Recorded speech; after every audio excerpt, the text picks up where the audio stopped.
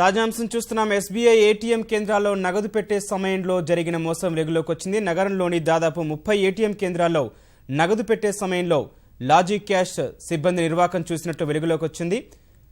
23 మంది logic cash సిబ్బందిపై అనుమానాల నేపథ్యంలో పోలీసులు దర్యాప్తు చేపట్టారు.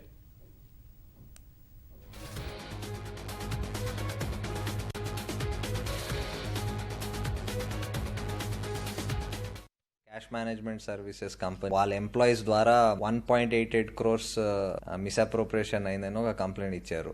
ఈ లాజిక్ క్యాష్ అనే కంపెనీ వాళ్ళు ఏటీఎంస్లో క్యాష్ పెట్టడం తీయడం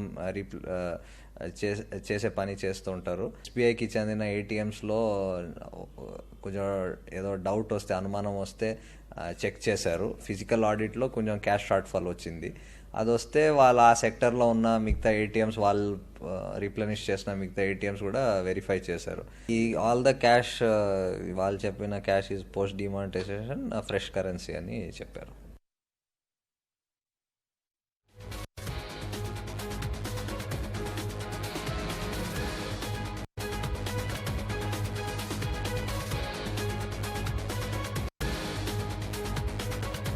తాజా అంశం చూస్తున్నాం. ఎస్బీఐ ఏటీఎం కేంద్రాల్లో నగదు పెట్టే సమయంలో లాజిక్ క్యాష్ సిబ్బంది చేసిన మోసం వెలుగులోకి వచ్చింది.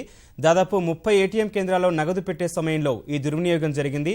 దాదాపు 1.88 కోట్లు కాజేసినట్లు సీసీఎస్లో లాబీ క్యాష్ మేనేజర్ ఫిర్యాదు చేశారు. మొత్తం 23 మంది లాజిక్ క్యాష్ సిబ్బందిపై అనుమానాల నేపథ్యంలో పోలీసులు దర్యాప్తు చేపట్టారు.